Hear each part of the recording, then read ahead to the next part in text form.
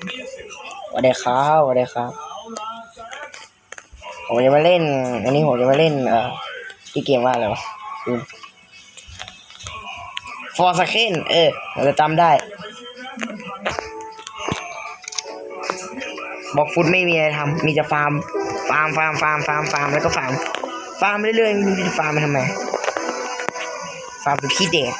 ขี้เกียจฟาร์มไม่ได้กลับมาเล่นนานเลยเฮ้ยทำไม What the fuck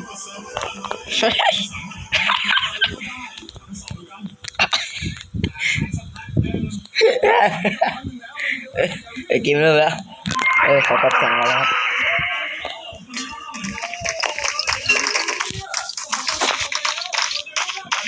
โยก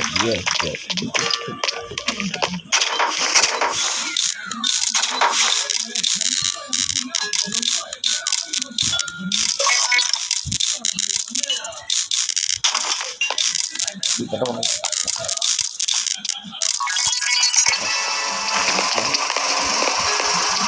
เรื่อง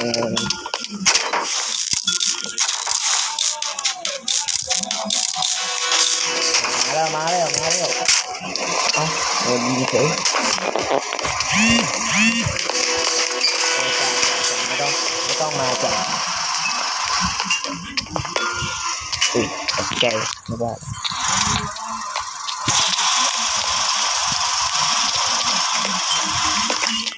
มาช่วยนะ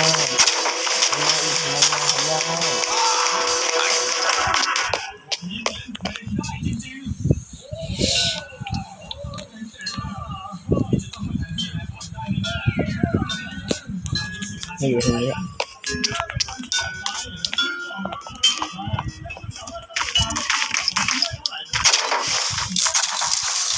มันมาเห็นแล้วเนี่ยโอ้ยเจ็บเต็มเลย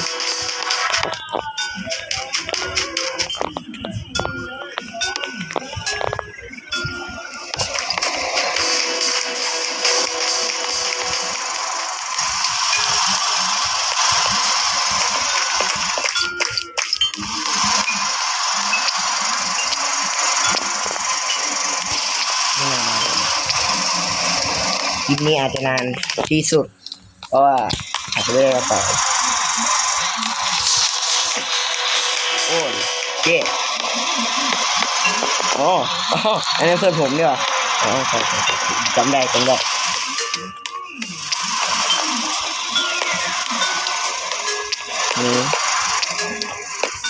มีไอเทมเลย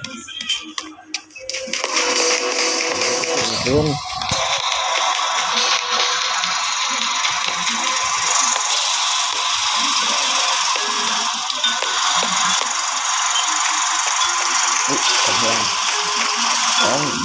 พร้อมกับน้ำโคลา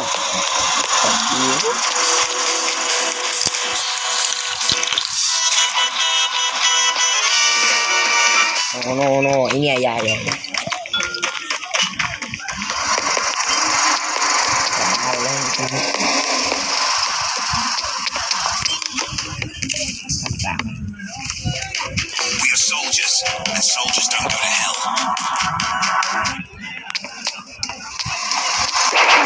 เต็มเลยที่นิวมาได้ไม่นานเต็มหน้าเลย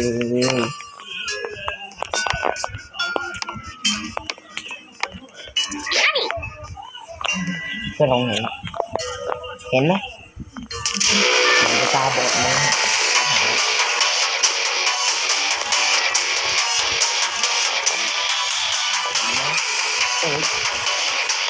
โอ้ยไม่ทำเลย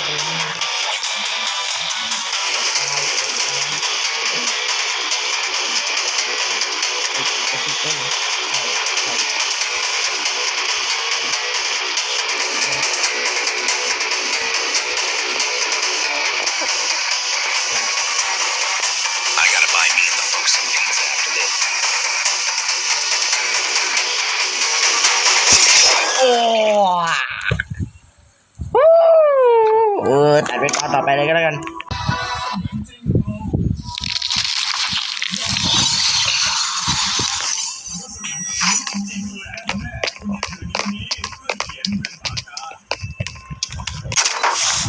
ใจหมดเลย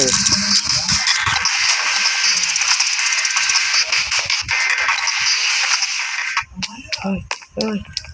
โอ้ยโอ้ยโอ้ยโอ้ยเกือบไม่เห็นเขาแล้ว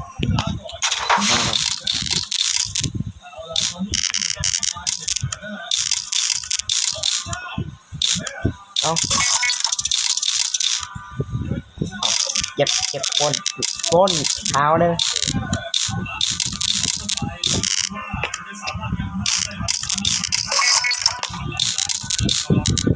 เพื่อนรอมาไหม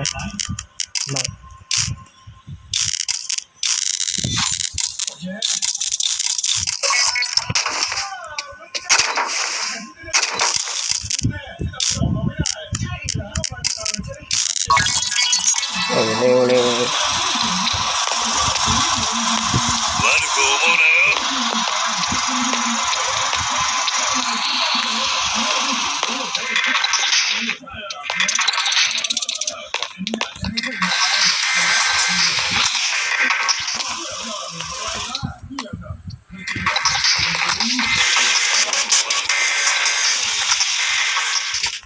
นี่คนนี้ดีเพื่อนเอาไปอร่อยเลยรอบนี้ผมเล่นรอบใช้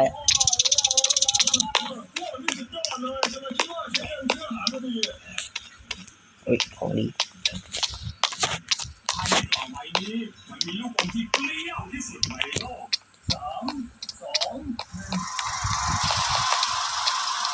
อุ้ยเกือบจะวิ่งไปแล้วจะให้โดนเลยนะเกือบ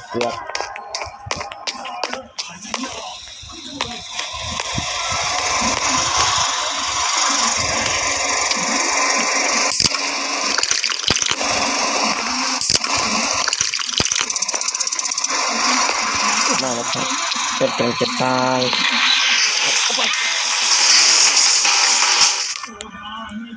โอเคเป็นยังไงรู้ในพอสามารถกินได้เตรียมไว้ก่อนได้เสียงปุ๊บกินและวิ่งเลย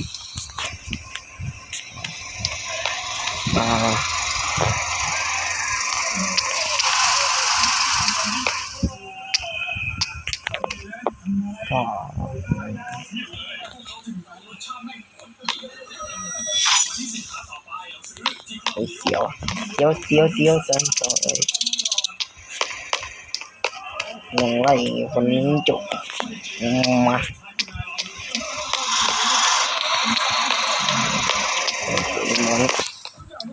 วันเต็มเลยวันดูทรงแล้วนุ่มตรงไม่ใช่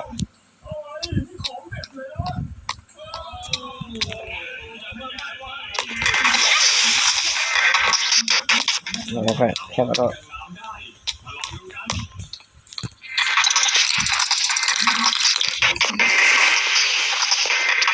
วิ่งเข้าไปร้อยเพื่อนนี่สิตามกูมาโอ้โหนอนบอลตัวเองตามกูมาเอาผิดอะไรทำไมเองมันไปเก็บชิ้นที่มันตกอยู่ตรงพื้นให้อีกนิดเดียวชนะแล้ว1%จะตายแล้ว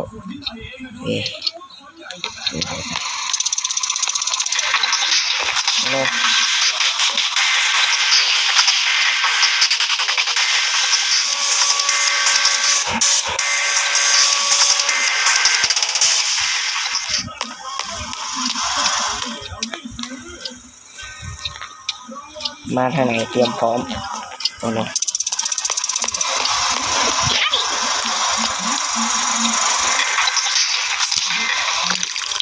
เดี๋ยวรอคนมาไม่ได้สิจ้าเพื่อนนี้มากน้ำเลย